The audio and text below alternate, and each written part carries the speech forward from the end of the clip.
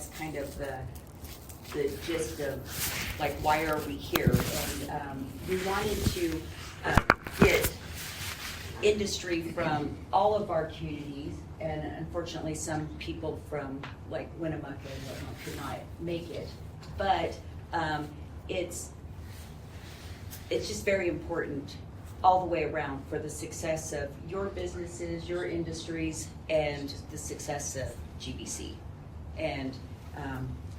And we are a little selfish. It's about the business and computer technologies department today. So our success is your success, to make a long story even longer. So is there anything else that anybody wanted to kind of add to that, or? That's a pretty good assessment. So Why we're here. We don't, with Perkins money, we don't get a lot of money because as a business department, we don't have. Now the computer technologies, that becomes more important. They have to stay modern with equipment. And so they will frequently make requests. So, yeah. And this is the first time that we've combined business and computer technologies for one advisory board.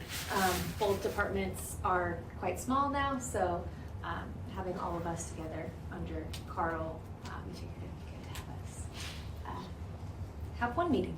Yeah, make a one-stop shop for everyone. Yes. And basically to kind of bring everyone up to speed, like we've had a couple of retirements in our department specifically, well, you guys have too, where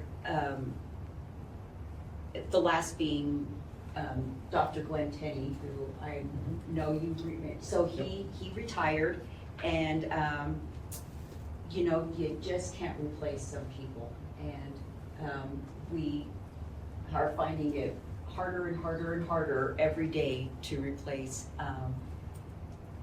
somebody with that knowledge of, he was our accounting, finance, econ professor for numerous years. What was it, like 30 plus? 38. And so it's just the difficulties in finding a replacement, but I feel like we hold our own okay. We all have pretty big shoulders, so we're taking that on. But you know, one of the trends that, you know, we've seen is that it takes very special people to want to be in accounting and to pursue those degrees. Very special people, very special. I have one of those degrees. Oh. So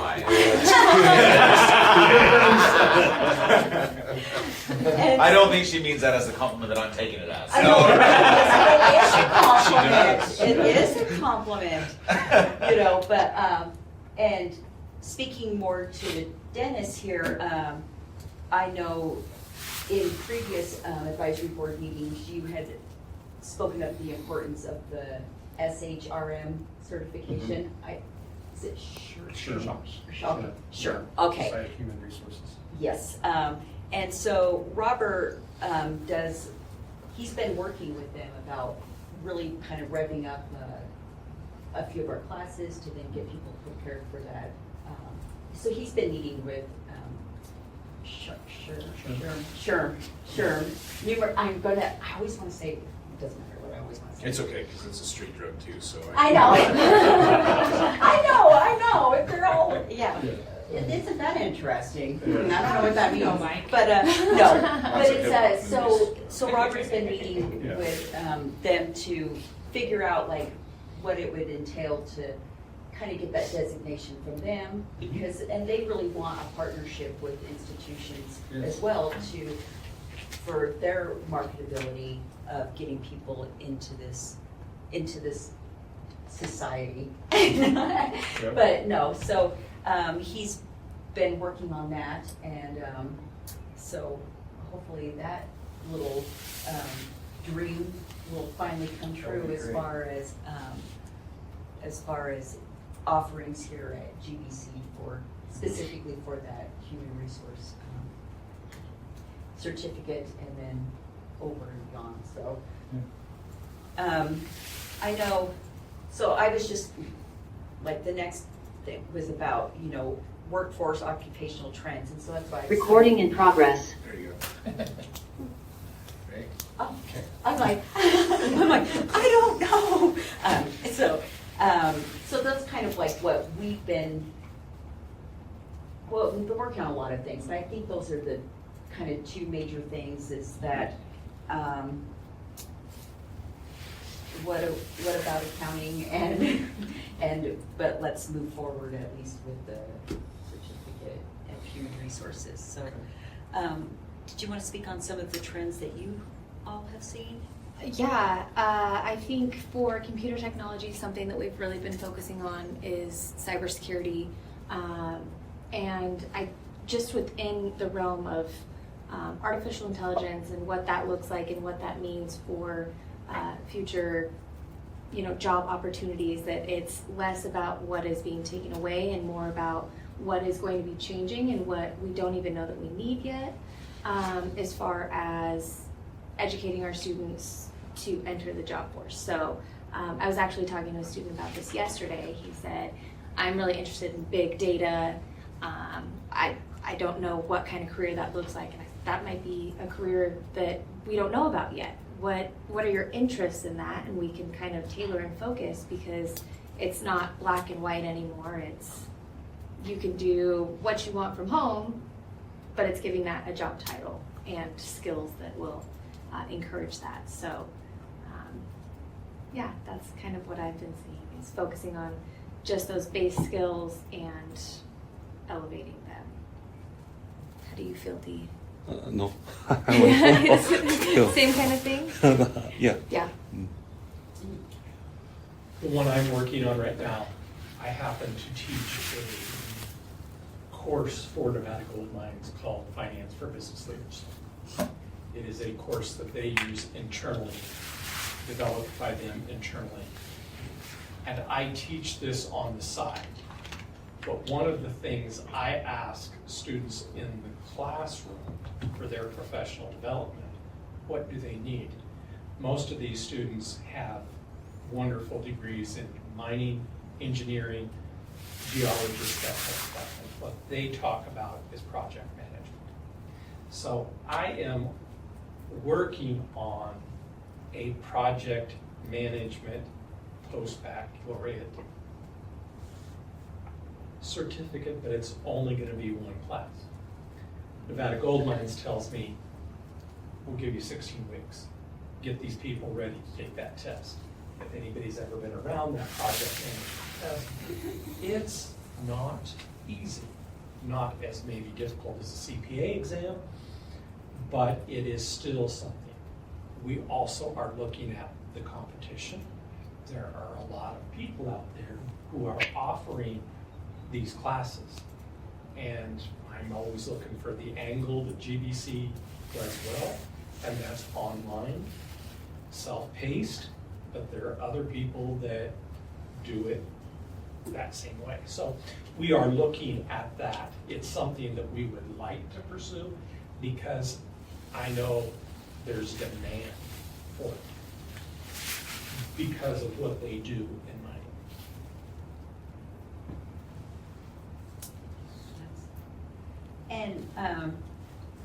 And so, I mean, are there some trends that y'all are seeing in industry that, like, We're missing. that we're missing?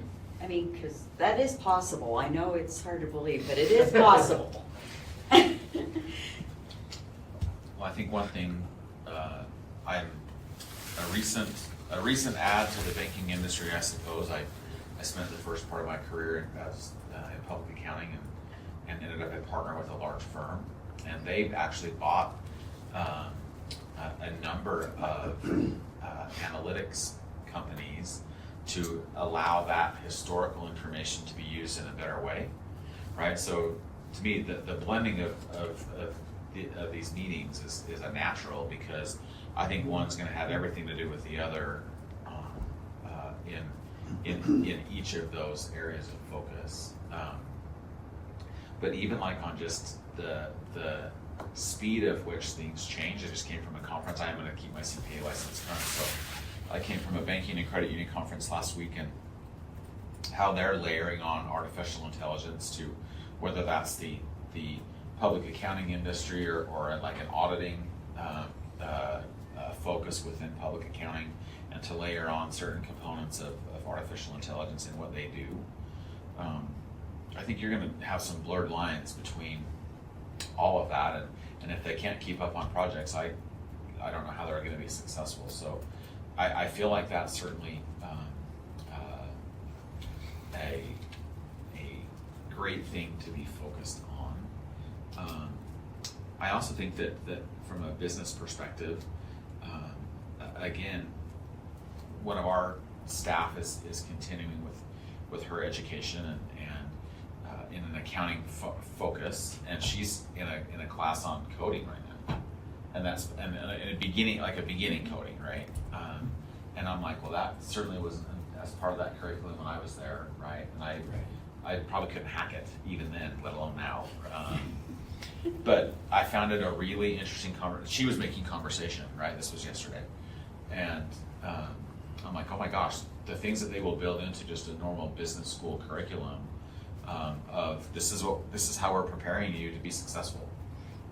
You may not like it or know it, but you're probably going to look back and leverage this at some point. So certainly your endeavors are appreciated. Interesting.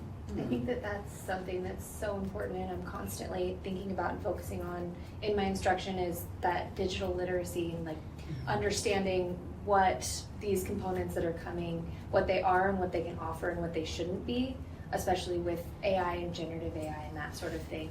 But as well, I think something we've consistently been talking about is soft skills and knowing how to communicate with others in an online setting, because so much of workforce now is, working from home, or that quiet quitting, or these sorts of things that we're seeing from graduates. So Yeah. that's always a focus too.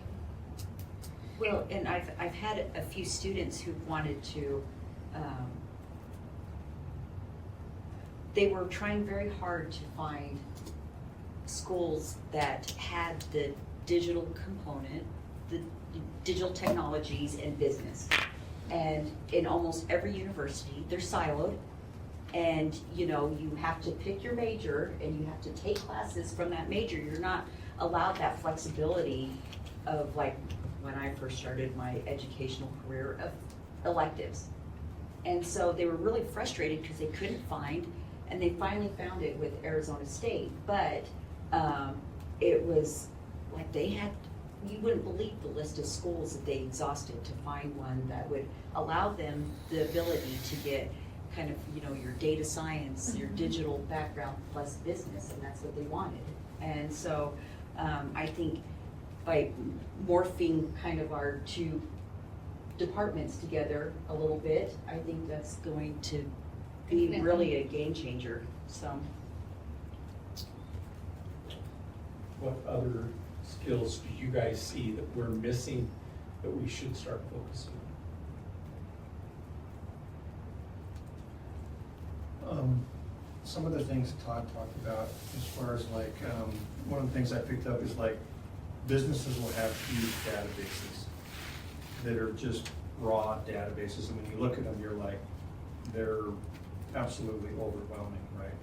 And so one of the aspects that we have is and we had a vision that does our data, but they use a lot of Power BI, which is kind of a new aspect to Microsoft, and managing with Excel spreadsheets and everything else about how it was. But it's a really super powerful tool for taking those massive amounts of data and putting it into some sort of a dashboard type format, and then being able to manage and manipulate that to bring it all forward to make it presentable, so you can put it up on a board, present it real quickly without looking at this mountain of, that used to be paper, now it's all just digital data, numbers, or letters. But Power BI, creating those dashboards, managing those dashboards, keeping them up as they go forward, troubleshooting those, because every now and then Microsoft has glitches and you gotta go figure it out and turn something back off or reon or reestablish a connection or something like that.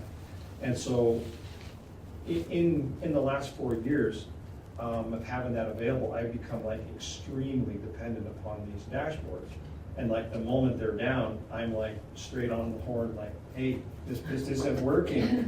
Like, hey, what do you gotta do to fix it? He's like, oh, it's just your problem. He starts trying and it's like, oh no, it's really down. So then, you know, he gets on the horn and next thing you know, it's back up again. I'm like, oh, thank God. You know, I can keep trucking along doing the things I need to do, which I used to do before, but used to take me like an hour to do. Now it's a matter of maybe 10 minutes because I can quickly find the data and move through things. So Power BI and how it functions with Excel, there's a lot of things, I think, in business, whether it's managers in projects or even leaders or some kind, dealing with Excel, whether it's managing word information or managing number information, knowing how to quickly and efficiently kind of work your way through those skills from that business application. So if you're looking for new businesses, or like in my case yesterday, I was processing bonus for the site, and I got to pull in information, extract information, add everything else, and so there's these complicated spreadsheets with all these formulas, and making sure that they're right, and learn how to validate some of them. Definitely, and that's something, so I've been at the college for, this is my 6th year, and that's been a consistent battle, is having enough enrollment for Excel to run. So what are some things that you would be looking for in a course if you were to recommend your employees for them to take even just that course, or, you know, a set few? What are some, I don't know, characteristics of that class that you would be looking for? Like, you know, self-paced, 6 weeks, like that sort of, those sort of things. Personally, not necessarily a self-paced, because sometimes I think some of those are a little bit hard. And unless you're actively trying to work a problem or have a concept of how to go find stuff, like you just Google, like type your question in, right? It's going to give you some solutions, right? You may or may not be able to track with the different versions that are out there.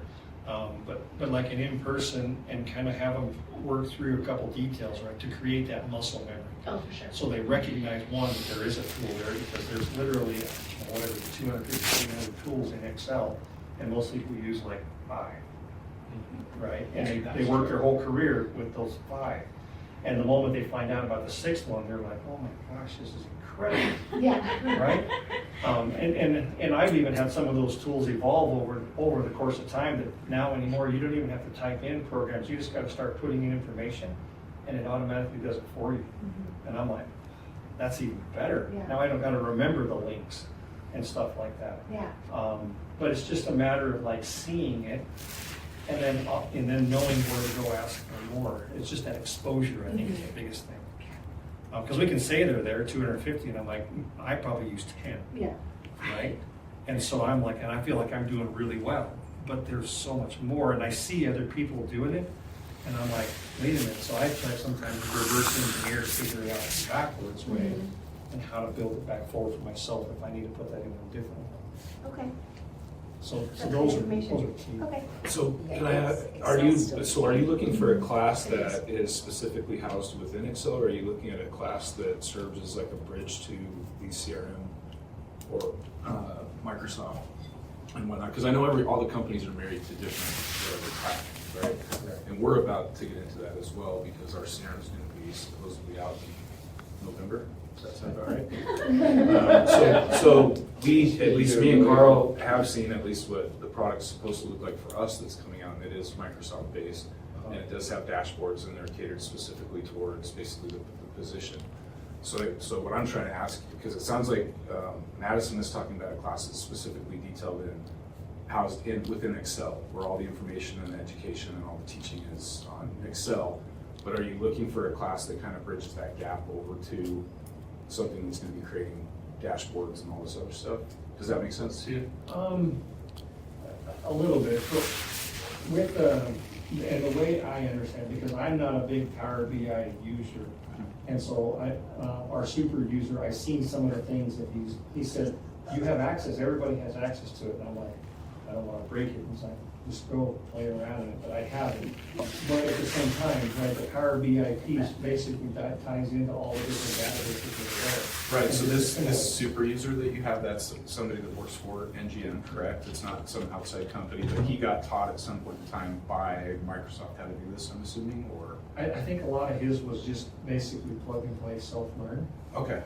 and then kind of figure it out. He might have had some classes here or other places. So I think that's what I'm asking Yeah. is, are we looking for somebody who can be this super user type and get trained on stuff like that, or simply somebody who's able just to understand the formulas and all the stuff that you can utilize within Excel? I think to develop people to be able to use that, so the second Okay.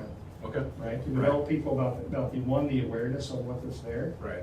and so give them that desire to go explore and look for more on their own, but at the same time, enough exposure to say, there's so much more out there than you're even looking to tap into.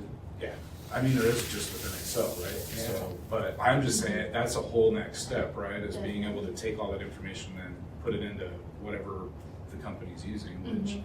I'm assuming there's at least 10 of them. Oh, yeah. Well, and I think that's something that Dee is kind of working on with open databases, not open educational, what are they called? Like open. Data analysis. Yeah, Data analysis, like the program. SQL and, It includes some, like you mentioned, Power BI. It is a part of our class course, data course. Yeah. there's lots of different databases that you're teaching and working with, right? Yeah. Yeah. So that's a really good idea, is bridging the gap between those two. They're not Glad you exclusive. guys got what I was talking about. Yeah, 'Cause I kind yeah. of felt like I was on a cloud there for a Nope, second. I got you. Good Yeah, stuff. it was weird. I'm tracking. It's really weird. Sorry.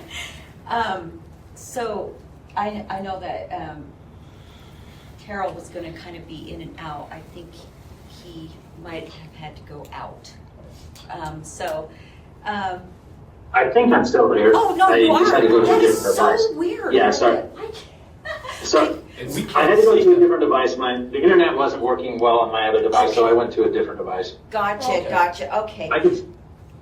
I could see you guys. I just don't have any video at the moment. I'm just on my cell phone right at the moment. Oh, So no, that's perfect. I can see you That's better. perfect. I just kind of wanted to touch base with you. Is there like any, I mean, I know that you're kind of coming from a different perspective, but what are the trends that you're seeing out there, or what skills are you looking for with your employees, et cetera?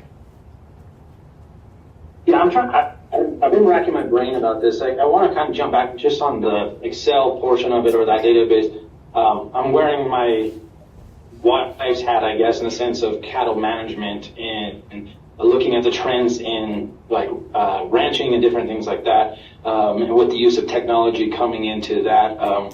She just recently got her master's from Nebraska in cattle nutrition, but a lot of that, she's now applied that into her herd and tracking, which like in rations and things like that, she uses a lot of Excel in that form as well. So I like the idea of having a program or having classes or something just even for like that for cattle ranchers, especially in this day and age where the ranching community is such an older generation, and trying to bridge that gap, we have to figure out a way to bring technology into it. So that idea resonated with me, just hearing that, just within the agricultural hat that we wear here. The other trends, I'm trying to think of what we're missing. I was looking through the course catalog there, trying to kind of get myself up to speed with what is being offered and everything like that. So yeah, I mean, I'm still trying to wrap my brain. I don't know if I have a lot of great answers at the moment. No, I don't know if I have a lot of great answers at the moment, but I'm just kind of racking my brain trying to think of how we could tie this all together, especially in the smaller communities. So I'll keep researching here a little bit. Oh, yeah, no, that's perfect. I definitely could see how Excel would be very beneficial to cattle ranchers. I mean, my dad he retired to become a cattle rancher and then he insists on doing everything himself. So he would never use Excel, but he would never also admit how much technology could help him. So, but Right, 100%. Yeah, it's interesting just watching my wife work with all of it and how much she's done, especially in this day and age where everyone wants to see where their cattle is coming from and the certifications that go along with it, and the process of being able to do that involved a lot of computer work. And then the fact that we live in the digital world, being able to communicate with different ranchers across the world, as well as, I mean, if you're in the hay business, shipping hay across the world as well too. So just being able to track all that data makes your life a lot easier. And then there's a lot of audits that go into a lot of these certifications for cattle now. And so just being able to have a place to house all of your documentation and being able to readily access it via some sort of database. oh yeah, no, I'm like I said, my mind's churning of all of these things that it would be helpful with. But yeah, no, that's great. Thank you. And well, Christopher, the floor is yours. Okay. Well, I do work with a lot of job seekers. That's all. They're just looking for a job. And the majority of what I see, they're not either comfortable downloading stuff, uploading stuff is a huge one, trying to get a resume onto an employment website. That's, some people just don't know. So a lot of it, I think, just comes back to basic computer stuff. And that's not to say that we're working with a wide demographic of people. So, you know, what works for one may not work for somebody that's not turned on a computer in 10 years. They fight it. So I think that's the biggest thing, is maybe something that short term, because if they are looking for work, they can't afford to, you know, go a whole semester or 2 semesters to get something. So I think especially continuing education, that would be huge. If something short term, just a basic, here's your power button, here's the mouse, this is how you download a resume or upload a resume. That's my Here's 2 how you cents. generally write a resume too. Exactly, yeah. Well, Okay. and that's one of the, I was kind of looking through our website, and the top skill is Microsoft Suites in our job orders. So anything PowerPoint, Excel, or, you know, that kind of stuff. So I think those would be huge too, just even a refresher, short-term refresher, just to get them that confidence back. Chris, that's a very good point, because sometimes academia gets so stuck on 16-week classes Yeah. because it fits our model, that we have to get over the fact that industry expects us to move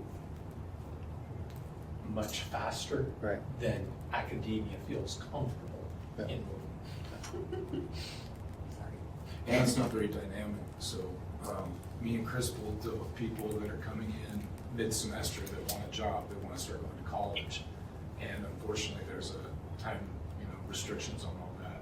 And I get it, budget-wise, there's only so much we can do. There's only so many we guys are teach, there's only so many classes we can offer and make money off of, and blah, blah, blah. But it is a challenge, and that's what we see. Like right now, that's all we have is people coming in, 3 weeks after the semester started, and now they might have a few options come, mid-October or something like that.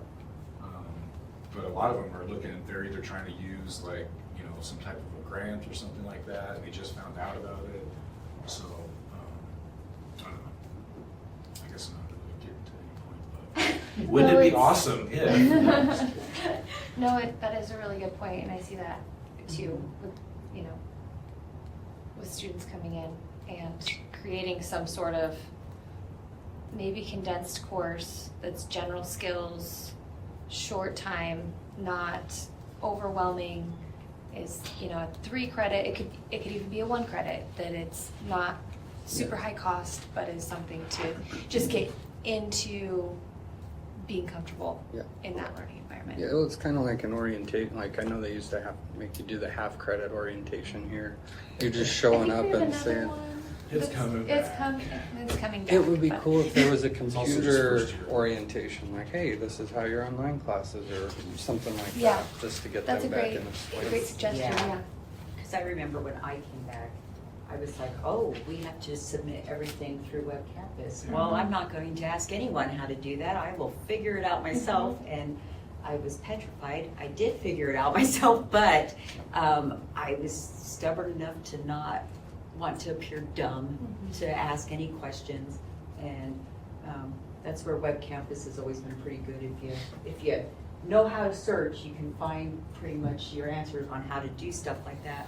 But I was fortunate enough to at least have those skills to know to ask what I was needing information on. And so where like I understood upload, download, I mean, little things like that. It's if you don't really understand exactly what you're wanting to do, putting in the wrong number can make wrong name can bring up a bunch of information that you don't need. Yeah. So, One of the challenges we face is this thing right here.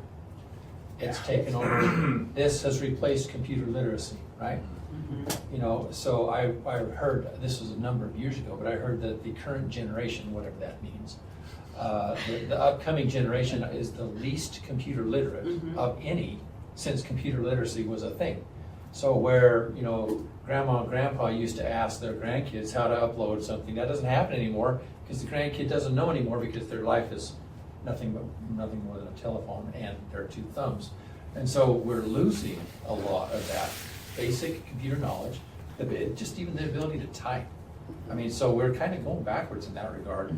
And sorry, but products like Canvas and Word and Excel, and that they're not conducive to the cell phone format. Not. So it's a challenge, and especially when you're expecting students to do scholarly work, and the only thing they know how to run is their telephone. Or even some of the tablets, right, that you have, they don't necessarily like to play nice with a Microsoft Right, product. right. That's Unless you have an actual laptop type computer, and then you're kind of hamstring. And even the Apple computers, sometimes they don't like to play nice together. Well, and some of the websites now want you to use both. Like, I know we've got a third-party identity verification. You have to have a cell phone Yeah. and a computer to even get into that thing. Yeah. It's That's crazy. our world. I literally saw Carl's eye start twitching. Yeah. Good thing I don't have a blood pressure cuff on my arm. Well, and then they're gonna, supposedly, we all have to have the app pretty soon, and we can't just have it text our phone or call it. Right. So if we don't have internet in rural Nevada somewhere, we won't be able to access it anywhere we talk to it. Anyway. It's becoming more restrictive all the time. Well, and I think that's something that I kind of fall into is that I assume that like my students that are coming in should know how to like log in to something or upload something or like they should have those basic skills. So it's good to hear that from Well, I you. think that that's probably the case with some of the ones coming out of high school, but Yeah. like the ones that have been in the workforce for years, they have no idea. They Yeah. just look at you like, what? Well, there's a lot of my high school students who are like, I don't know how to do this. I'm like, well, this is a basic one. You've done this. Like, no, I haven't. Okay. All right. Well, let's run through it. Well, and the hardest part of your class shouldn't be a student navigating your class. So Yeah, logging in. exactly. For sure, for Exactly. sure. It should be the test. Yeah. Yeah. Oh my gosh. Yeah. The most amazing thing I've heard today. No, but, no, seriously though, that is, and I know I can attest, and I'm sure everybody else can, the hours that we have spent just helping students get to that point of even accessing items in the class to, it's a lot of time, and I'm not saying it's wasted, but when it's numerous student upon student to get to a certain level, you expect that they're all not going to start at the same starting line. But the goal, of course, is to get them through the finish line, whatever that takes. But sometimes it's like, wow, okay, you're still way behind that starting line. Let's go, so it's.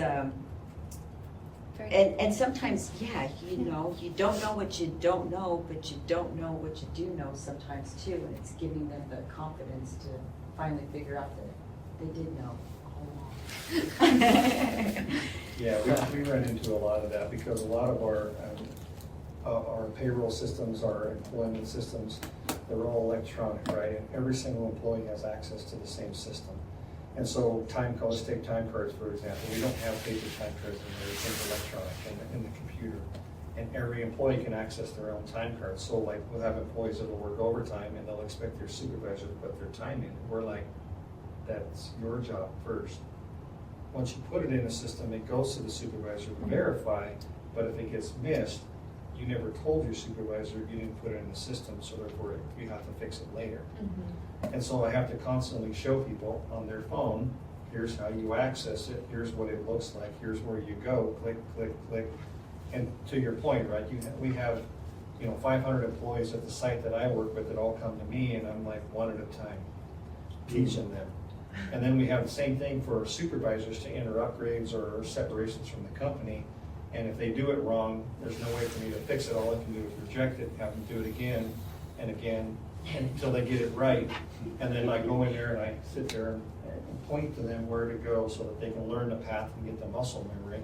So I to feel your that. point, Yeah. it's like, one at a time, I'm trying to educate the whole 500. Right, but the reality is about 80% of them figure it out, and the other 20% is consuming all my time. Right. Yep. Same, Yep. Yeah, it's no different anywhere in the world. I It's- imagine. And it's because they're trying to use their phone to enroll in classes. Yeah. And it won't work. And when I'm trying to talk to them about without having the ability to share the screen, then I realize, oh, it's because you've been using your phone. That's why you can't see anything I'm talking about. So, Yeah. So, but no, with the classes I've had that I'm instructing, I've had to spend a lot more time recording myself sharing the screen just to walk them through my class to find stuff, because they don't realize that if they scroll down just a little bit, that's where they can submit it. And it's not that they're not. They're bright people. They just aren't finding it. And honestly, after I get about 3 people that tell me the same thing, I'm like, okay, announcement time. Yeah, we need to do a video. We do annual trainings, or regular trainings, and we're required to achieve 100%. So those that don't get it done in time, we seek them out and make sure they get it done. But the whole thing comes down to, there's one little X in the corner of the page that they have to close that triggers the record the score. And they can't figure that out because they go through the training 2 or 3 times, and it's like, just click the little X in the top right corner, not the window, right? And so we have to give those specific silly instructions like that in order to guide managers and supervisors to go through a simple ethics training and record it. So, yeah. No wonder what class we could teach to I, show people all of that. Right? yeah, I know. Visual cues of a web page or something. Yeah. There is, it's. Well, and then when you are on your phone versus when you're on a laptop, that same website, that same page can look totally different. And then, so then you have that too on top of everything else. But, we've always promised that we would only take an hour of everyone's time, and we're about 15 minutes till. So I just wanted to make us aware of the time. Yeah. And We have quite a long agenda. it- Can I make a We suggestion? might not get all the way through. Yeah, we might not. Jump to number 16 and set a next meeting, because we have a lot more information that we need from you. And I don't want to take more than an hour of your time. Yeah, no, I think definitely, because I think maybe even in a month, I would say next month. yeah, next month. We've been slow getting these started. And unfortunately, right now, we're trying to get ourselves up to speed with you guys. So we are going to ask for a little bit more time this semester. Do you guys have a preference? Would it be easier for you if we had these via Zoom, where you don't actually have to physically leave your location to come over here? We wanted to meet in person this time, just so we would see each other. But would that help you? Because I know you had to drive an hour and a half. to come into town, which is asking a lot of you and your employees. Well, my 3 minutes is hard too, George. I know. What about me? I'm totally kidding. I think you could do a hybrid, right? I think that it's easy for some and difficult for others, and I think you could do a hybrid, which is fine. Okay. Do you want to just look at a calendar and pick a date for this time? And we also understand not everyone can make it to every meeting. For this some reason, we know that you have people who expect you to meet your performance goals too.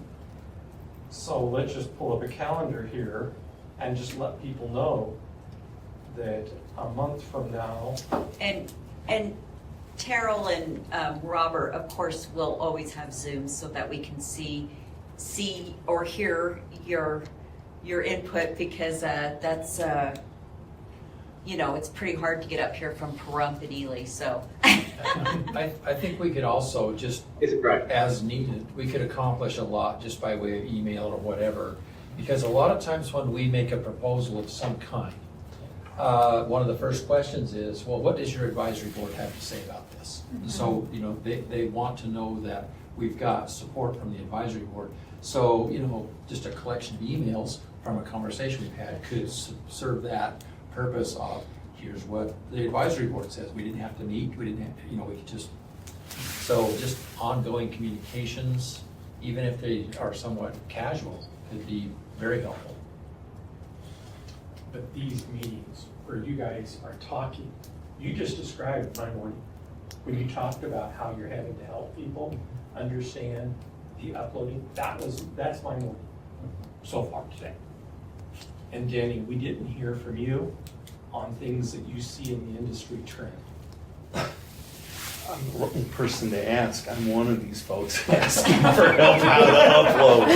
Or this Zoom meeting, yeah, Todd will, I'll be I right didn't say there. it though. It's not because I'm glued to my phone, but yes, my computer literacy, it's like, how have you survived this long without it? When I graduated and got my degree in business finance, there wasn't a computer class in the curriculum. You didn't have to upload anything or that. So I see people I'm hiring that are well skilled at Excel. You mentioned 10 features. I think I've got 1.5. It's just enough to get a report out with accurate numbers too, right, Todd? But I see folks that can run circles around me when it comes to technology, but they can't write a business letter, or they can't calculate interest, or and that's the only thing I've got to pitch in, George, is technological. Yeah, you bet it's coming, and you better be able to keep up with it. But I would like to just throw out, there are some basic things in the business financing skill don't leave behind. How to fill out a resume, Yeah, definitely. copy structure, how many pages, how to organize it. Those are skills in and of themselves that maybe somebody with a pen and paper could sit down and do, but not with their phone or their computer or a laptop. So. How many poor applications do you receive that you probably could approve their credit, but based upon the application that was filled out, it's incomplete. It's just the way it is. Yeah. But also, Danny, that's the type of information, like from an advisement, when people are like, why do I have to take an English class? I'm going into welding. Why am I doing technical communications? Going into accounting. Why do I have to take an art class? And that's what we need, is people to tell us stuff like that. I know. So we can say, there's a reason why you have to take these gen eds. But what it also shows is what you guys were talking about earlier, between the blending of the departments as well, is that, so just not to get too specific, but the business AAS right now has no elective ability whatsoever. I know. And me and George have already talked about some of the things that we can get into a later meeting, but I think that between the departments, is just my advice from talking to students, that there does need to be quite a bit more, and you don't, it just can't be so restrictive that it's one class. It needs to be, hey, if I kind of want to blend this a little bit more computer savvy, we don't have to completely change the degree, but we do have to make it so that they can take one of 5 classes instead of this specific course. Absolutely. Some or in there instead of. Right. And then I I think agree. The other thing is that when it comes to, and George, I know, sorry to do this right now, but Math 126, I think pre-calc's great for people that are going into bachelor's degrees. Our HR certificate already offers the possibility of going into 120. Our AAS should also have that ability because we have a lot of people specifically from Nevada Gold Mines that are coming here to get a degree while they're working. They can't pass pre-calc. And that's the only reason they're not getting a degree. It's not because they can't take the business classes, it's because they can't pass pre-calc right now. And see, and here's, okay, well, since you just. I know, what's up? I'm gonna Bring it. tell No, you I'm just that. kidding. Like, no. Math 126 is necessary for Stat 152 And Which- calculus, right. for the bachelor's degree. Yeah. But there are business stat classes that I feel we could put instead Into- of Stat 152 and go back down to the Math 120 and a win-win-win for everyone. So this is just like my vision eventually. It's not, So what does the advisory board have to Yes. say about that? yes, I know. Thanks, Mike. That's exactly what I'm talking about. Yes, no, so it's like we have all these different, yes, that is exactly what Carl was talking about, is we have these ideas and and I think an email would be great, then that way everybody can kind of get their thoughts and marinate on the idea a little bit, rather than, okay, what are your thoughts right now, Dennis? Please mark on your calendars, October 17th at 1 p.m. Thursdays are great. Okay, Thursdays, I know, like better. well, that was the whole reason why we set it for Thursday, was for your schedule, Yeah. so, okay. So typically the end of my week, and so therefore when I get there, I can just finish the day out. It's not a Friday when my kids are not occupied. Exactly. Yep. And, I will maybe give you food for thought. okay, I have a hard time being quiet in meetings, but I had the opportunity to serve on an advisory board to the School of Business, where I also am a member of the alumni. And it was at their business school, and these 60 precious minutes go by really fast. So if you're thinking that your cadence is twice a year, I would maybe challenge that you make if you're gonna come in an hour and a half and you're willing to be a part of this process, you're probably willing to make more than 60 minutes while you're here. And just as a matter of comment, and I'm not saying that this has to be that, they had to go through some certain components of accreditation, for example, that were helpful from an advisory board. But it was a start at 8:30 and end at 2:30. So, and twice a year, right? It was right. But we would go through. As we get into a maturity of an advisory board, you might decide that you want persons who are good at business development or maybe fundraising, right? Or you might have somebody who's really good at an HR piece, or somebody who's really good at placement and maybe can help us with. If right now out of your business school you've got a 70% placement for your, and you might even bifurcate this between your in-person and your online, how can we set specific things to do that, right? I would give you more than 60 minutes. I'm not saying it's a 6 hours, right? I might shoot myself too, but I think that you can, if we're being willing to sit here for 60, you've likely got us for 120 easy. okay. And that way, because we got through, 3 things, right? And I think that you could certainly say, hey, here's some curriculum as it relates to our IT side. I might not have a chance to look at that or even know what you're talking about, right, Madison? But I'm going to pass that off to my IT guy and say, I would love for you to give me some feedback on this, Definitely. right? He's a great And then guy. I could come and Danny and I could provide feedback from that aspect. Because I like this. I like that there's a certain compliance piece to this, right? There's a certain component of, hi guys, we kind of have to do this.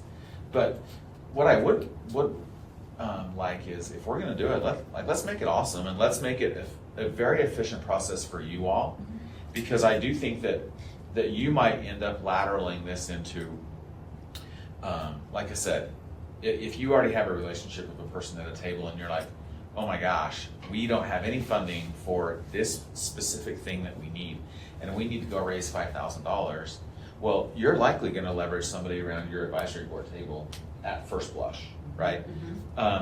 And that's easier to do when they're invested in what you all are doing. Or I mean, I'm looking at the accounting, finance, econ mix, and I'm like, goodness, to find a general practitioner to come here at likely what your salary levels are that you're offering, right? At my school, they were like, oh my gosh, you get to live in Cedar City, and it's so great, and you're 2 hours away from a national park. I mean, they're hamming up that your quality of life is going to be better because of that pay cut you're going to take to not go to somewhere else. We've got a lot of really good things to offer here, guys. Like I'm kind of probably the newest one to town, I imagine. We've got a lot of really, really good things to offer. And again, I think we're willing to help you guys do that if you choose to go that route. Like I said, I think you can get more from us, and we'd probably be willing to do it. Well, thank you, that's helpful. I love that, and you're now the president of our, no, I'm just No, kidding. congratulations. I thought I was just an invited guest for today. That's why I brought swag. So No, you're I'm kind of totally kidding. permanent. I'm totally You guys kidding. all are kind of permanent. No, it's, no, and I, like, that is, I think, what all of us have kind of envisioned what the advisory board would kind of morph into. We just didn't want to scare everybody Yeah. away this first meeting, so now that you're here no, and it's we've roped totally you in. Yeah. And like I said, I mean, the one in October, you'll probably maybe get more down. This is more of an introduction, right? Right, exactly. And if you envision a cadence of twice a year, you're probably going to need more than just the 60 minutes. Oh, absolutely. I And- like and- the idea of having 6 hours to make Carl buy lunch. I mean,